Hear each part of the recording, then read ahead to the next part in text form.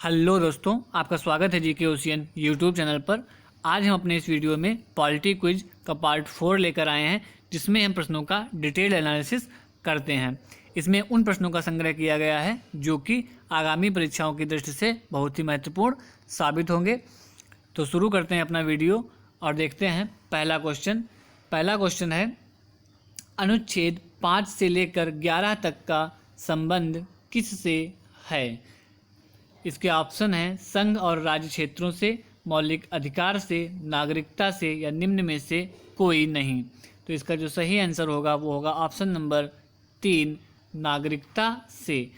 अनुच्छेद 5 से 11 का संबंध जो है वो नागरिकता से है। नागरिकता हमारे संविधान के भाग 2 में दी गई है। भाग 2 के अनुच्छेद 5 से 11 में नागरिकता के बारे में बात की गई है। अब अगर हम यहाँ पे बात करें कि संघ और राज्य क्षेत्र, तो संघ और राज्य क्षेत्र पार्ट 1 में दिए गए हैं, जो कि अनुच्छेद 1 से 4 के बीच में, जिनके बारे में वर्णन किया गया है। अगर मौलिक अधिकार की बात करें तो मौलिक अधिकार भाग 3 में दिए गए हैं, जो कि अनुच्छेद 12 से 35 के बीच में इनका वर्णन किया गया है। संघ और राज्य क्षेत्र भाग 1 अनुच्छेद 1 से 4, मौलिक अधिकार भाग 3 अनुच्छेद 12 से 35, नागरिकता भाग 2 अनुच्छेद 5 से 11।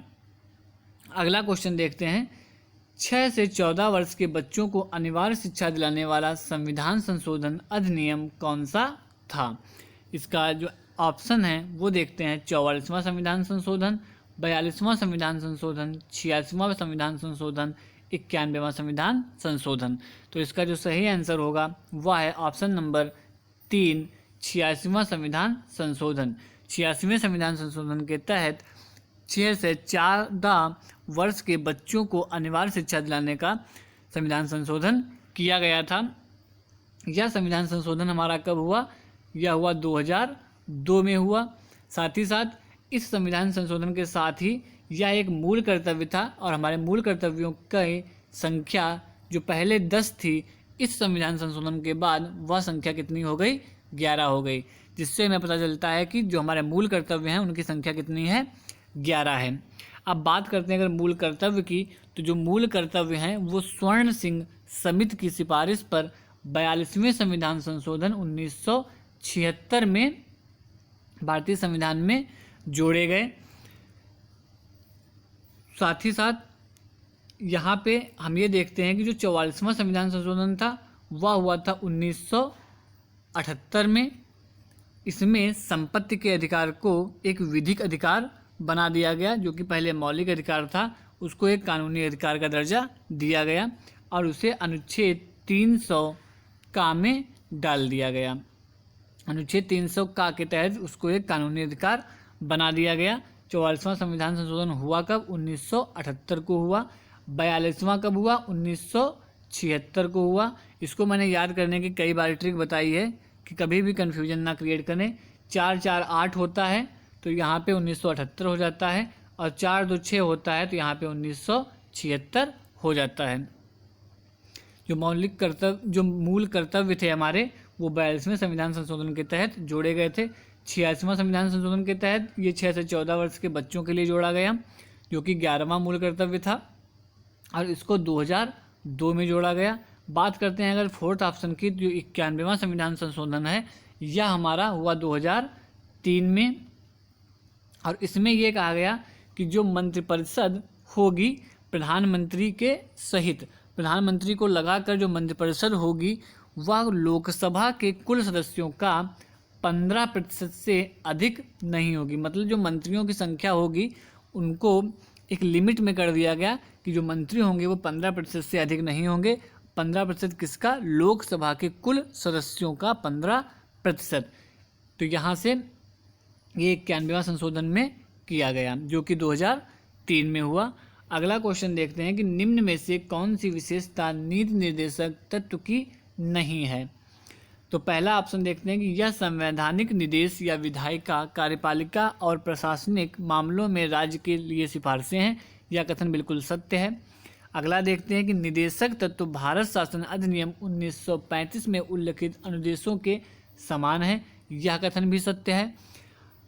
अगला फोर्थ देखते हैं कि इनका उद्देश्य लोक कल्याणकारी राज्य का निर्माण है, यह भी सत्य है। तो इसका जो आंसर होगा वो होगा ऑप्शन नंबर 3, निर्देशक तत्वों का हनन होने पर न्यायालय द्वारा लागू कराया जा सकता है।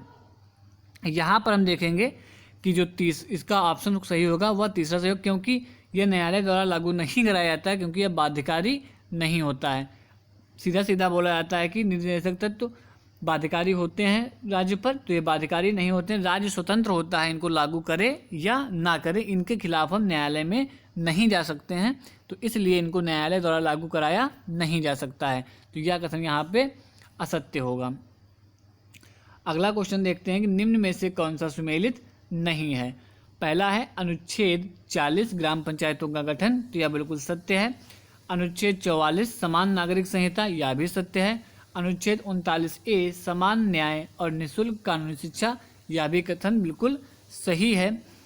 इसका जो आंसर सही होगा वो होगा ऑप्शन नंबर 3, अनुच्छेद 41 कृषि एवं पशुपालन का संगठन, क्योंकि जो कृषि एवं पशुपालन का संगठन है यह अनुच्छेद 48 में दिया गया है, और अनुच्छेद 41 में बोला गया है कि कुछ दशाओं में जो लोक सहायता पाने का अधिकार दिया जाएगा, वो कुछ दशाओं में लोक सहायता का अधिकार दिया जाएगा, लेकिन जो कृषि एवं पशुपालन का संगठन है वो अनुच्छेद 48 में दिया गया है। तो ये जो मिलान है वह बिल्कुल गलत है, तो इसका जो सही आंसर हो जाएगा वो हो जाएगा ऑप्शन नंबर 3।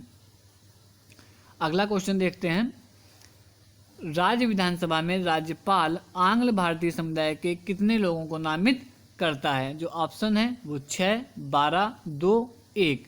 तो इसका जो सही आंसर होगा वो होगा ऑप्शन नंबर 4, 1। जो राज्य विधानसभाओं में सदस्य मनोनीत किए जाते हैं राज्यपाल के द्वारा, उनकी संख्या कितनी है, 1 है। और उसके लिए हमारे संविधान में आर्टिकल 333 में प्रावधान किया गया। आर्टिकल 333 के तहत राज्यपाल को ये शक्ति दी गई है कि वह राज्य विधानसभा में 1 सदस्य मनोनीत कर सकता है। अगर 12 सदस्यों की बात करें तो वह राज्यसभा में मनोनीत किए जाते हैं अनुच्छेद 80(1) का के तहत, और उनको कौन मनोनीत करता है, प्रेसिडेंट मनोनीत करता है, राष्ट्रपति करता है। और लोकसभा में 2 सदस्य मनोनीत किए जाते हैं, जो कि प्रेसिडेंट ही करता है अनुच्छेद 331 के तहत। अगला क्वेश्चन देखते हैं कि निम्न में से कौन सुमेलित नहीं है। इसका जो देखते हैं ऑप्शन, अनुच्छेद 153 राज्य का राज्यपाल, बिल्कुल सत्य है। अनुच्छेद 155 राज्यपाल की नियुक्ति, यह भी सत्य है। अनुच्छेद 165 राज्य का महाधिवक्ता, यह भी बिल्कुल सत्य है। अगला इसका जो सही आंसर होगा वो होगा अनुच्छेद 123 राज्यपाल की अध्यादेश जारी करने की शक्ति, यह कथन जो है वो हमारा असत्य है। तो इसका जो ऑप्शन सही होगा वो होगा ऑप्शन नंबर 4।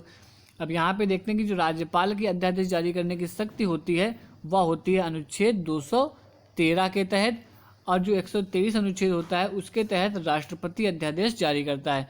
यहाँ पे मैंने याद करने के लिए बताया था कि अगर आपको राज्यपाल का याद है तो आप ये 1 उठा के आगे कर देंगे तो हो जाएगा 123, वो हो जाएगा राष्ट्रपति का।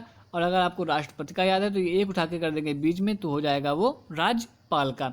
123 से 213 कैसे बनाना है, 1 को उठा के बीच में कर देना है, वो कन्वर्ट हो जाएगा। अगला क्वेश्चन है कि राज्य का महाधिवक्ता कितने समय के लिए चुना जाता है। इसके जो ऑप्शन है 5 वर्ष, 6 वर्ष, 3 वर्ष या कार्यकाल तय नहीं। तो इसका जो सही आंसर होगा वो होगा ऑप्शन नंबर 4, कार्यकाल तय नहीं है, क्योंकि जो राज्य का महाधिवक्ता होता है उसको जो चुनता है वह चुनता है राज्यपाल,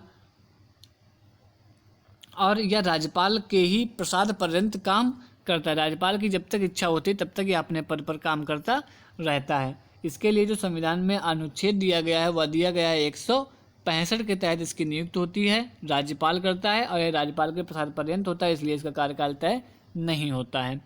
अगला क्वेश्चन देखते हैं कि वित्त आयोग के सदस्यों की योग्यता का निर्धारण कौन करता है। ऑप्शन है राष्ट्रपति, संसद, वित्त मंत्री, प्रधानमंत्री।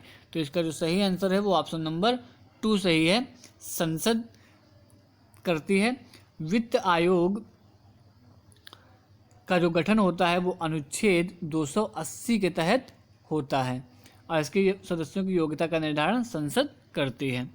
अगला क्वेश्चन है कि वित्त आयोग अपनी रिपोर्ट किसे सौंप सकता है या किसे दे सकते हैं। यहाँ पे मिसप्रिंट हो गया कि वित्त आयोग अपनी रिपोर्ट किसे सौंपता है, तो इसका जो सही आंसर होगा वह होगा राष्ट्रपति। वित्त आयोग अपनी रिपोर्ट राष्ट्रपति को सौंपता है। अगला क्वेश्चन और लास्ट क्वेश्चन देखते हैं कि निम्न में से कौन एक संवैधानिक निकाय है। आपके ऑप्शन है निर्वाचन आयोग, वित्त आयोग, अनुसूचित जाति के लिए राष्ट्रीय आयोग या सभी। तो यहाँ पे जो इसका सही आंसर होगा वो होगा ऑप्शन नंबर 4, ये सभी संवैधानिक निकाय हैं। बात करें संवैधानिक निकाय की तो दो टाइप के होते हैं। संवैधानिक निकाय होता है, एक गैर संवैधानिक निकाय होता है। संवैधानिक निकाय उन्हें कहते हैं जिनके लिए संविधान में प्रावधान किया गया है, उनको हम संवैधानिक निकाय कहते हैं। या सीधे सीधे ऐसे कह लें कि जिनके लिए संविधान में कोई ना कोई एक पर्टिकुलर अनुच्छेद दिया गया है, उनको हम संवैधानिक निकाय कहते हैं। तो जो निर्वाचन आयोग है उनके लिए जो आर्टिकल है वो है आर्टिकल 324, वित्त आयोग के लिए आर्टिकल 280 और अनुसूचित जाति के लिए राष्ट्रीय आयोग के लिए जो अनुच्छेद है वो है अनुच्छेद 338। यहीं पर हम ये देख लेंगे कि जो अनुसूचित जनजाति है, अगर यहाँ पे जनजाति जोड़ दिया जाए तो उसके लिए जो आर्टिकल है वो है 338 का। ये आर्टिकल है अनुसूचित जनजाति के लिए और अनुसूचित जाति के लिए केवल 338। इसका जो नेक्स्ट पार्ट होगा वो बहुत जल्दी हमारे यूट्यूब चैनल पर मौजूद होगा। साथ ही साथ ऐसे ही और वीडियोज़ पाने के लिए हमारे यूट्यूब चैनल को लाइक करें, शेयर करें और सब्सक्राइब करना बिल्कुल ना भूलें। तथा हमारे यूट्यूब चैनल पर करंट अफेयर्स की प्लेलिस्ट बनी है जहां से आपको बहुत ही महत्वपूर्ण क्वेश्चन मिल सकते हैं। तथा उनका PDF पाने के लिए, हमारे किसी भी वीडियो का PDF पाने के लिए आप हमारे टेलीग्राम ग्रुप से जुड़ सकते हैं, जिसका लिंक डिस्क्रिप्शन बॉक्स में दिया हुआ है। वहाँ से आप टेलीग्राम ग्रुप को ज्वाइन कर सकते हैं। धन्यवाद।